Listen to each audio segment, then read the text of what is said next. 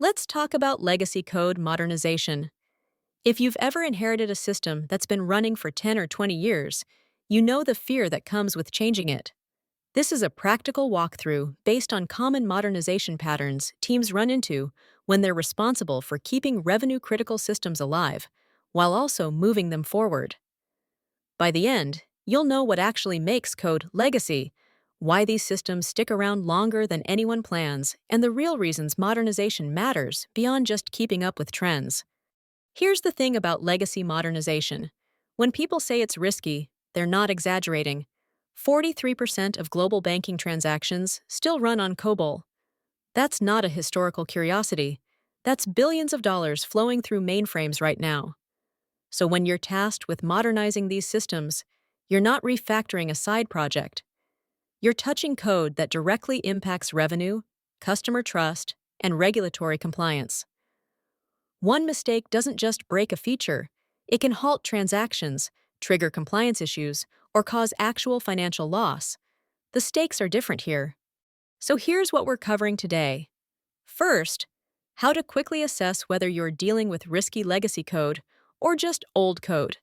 There's a difference. Then we'll walk through the 4 main modernization strategies, from lift and shift to full rewrites. And most importantly, we'll look at how to pick the right path for your specific system, because there's no one-size-fits-all answer here. The approach that works for a payment processing system is completely different from what you'd do with a reporting dashboard. Let's define what we actually mean by legacy code, because it's not just old. Legacy code is the stuff your business can't function without. Think order processing, payment systems, customer databases.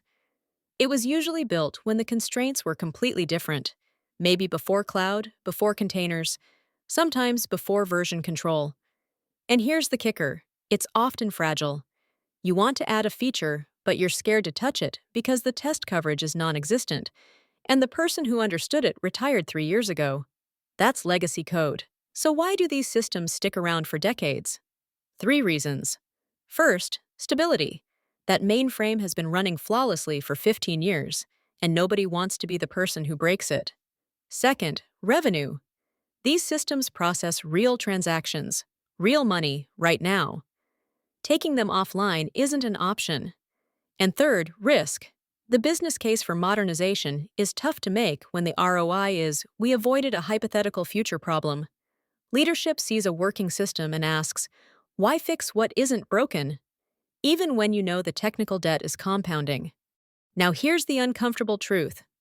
Legacy code sticks around because rewriting it is genuinely terrifying. Or means that COBOL system isn't just processing transactions, it's encoding 30 years of business rules that nobody fully documented. Edge cases, regulatory quirks, workarounds for problems people forgot existed. When the last developer who understood it retired 5 years ago, that knowledge went with them.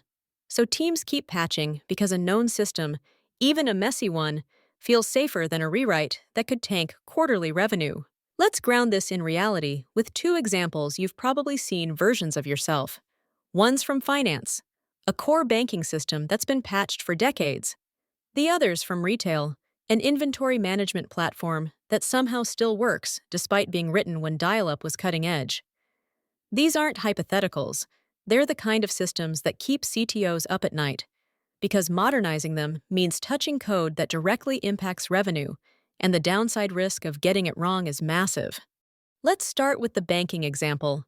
This is actual COBOL code, the kind that's still running in production right now, processing nearly half of all banking transactions worldwide. Think about that for a second. Every time you check your balance, transfer money, or take out a loan, there's a decent chance this 60-year-old language is somewhere in that call stack. It works. It's battle-tested. But finding developers who can maintain it? That's the problem that's forcing modernization conversations in boardrooms everywhere. Now consider Visual FoxPro. Microsoft stopped supporting it in 2015, but it's still the backbone of countless manufacturing and distribution ERPs. This code right here is doing exactly what it's supposed to: scanning customer records, triggering invoices, logging interactions. Simple, right? Except try finding someone under 40 who's ever written a FoxPro query. These systems process inventory, shipping, invoicing, mission-critical operations, and companies can't just flip a switch and move on. That's why they're calling you. So, where do these projects actually go off the rails? Because they do, constantly. You'd think the hard part is the technical migration itself, but that's rarely what kills these efforts. The real failure points are far more mundane.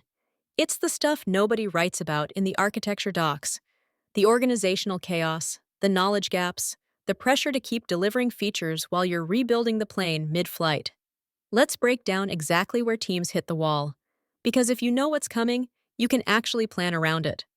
Let's talk about what you're actually walking into. First, documentation, if it even exists, was written by someone who retired in 2003. Then you've got spaghetti code, where a single function handles UI rendering, business rules, and database calls all at once. You'll find surprise integrations nobody remembers building. There's zero test coverage, so every change is a game of Russian roulette. And good luck finding someone who actually understands how the credit card validation logic works. These aren't edge cases. This is the standard starting point for most legacy systems. So you've assessed the damage. Now what?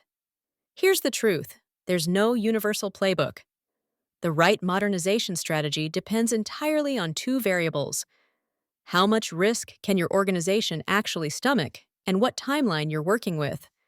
Are you looking at a 3-year gradual migration, or do you need results in 6 months? Can you afford downtime, or is this system processing transactions 24/7? The strategy that works for a retail inventory system will destroy you if you're touching payment processing. So before anyone starts rewriting code, you need to pick your path based on these constraints, not based on what's trendy or what worked at your last company. Let's break down your 4 main options. The Strangler Fig, named after the tree that grows around its host, is your safest bet. Wrap new code around the old system and gradually replace components.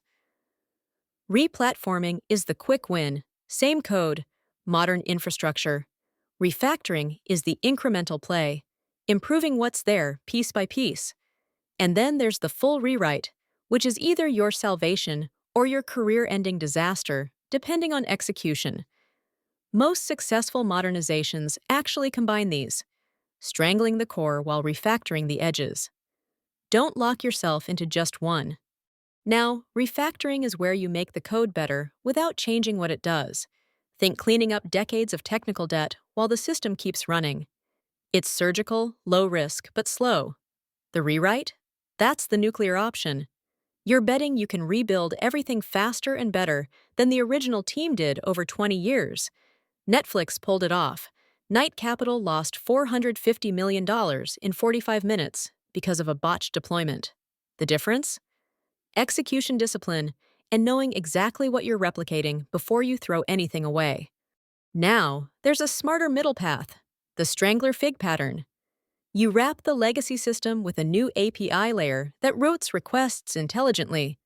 Migrated customers? They hit the modern service. Everyone else? Still running on the old code. You're essentially building the new plane while flying the old one, migrating traffic incrementally as you prove out each piece. Zero downtime, contained blast radius, and you can pause or roll back at any point. GitHub used this exact approach to migrate from MySQL to a distributed architecture while serving millions of developers without a single maintenance window. Before you start ripping out code, pause and get honest about what you're actually trying to fix. Is this about performance bottlenecks, or are you just tired of maintaining COBOL? What happens if you introduce a bug that takes down checkout for 2 hours? Do you have engineers who understand both systems, or are you gambling on tribal knowledge? And critically, how will you prove this was worth the investment? Because here's the truth: modernization isn't a technical problem you can architect your way out of. It's a business decision with engineering constraints.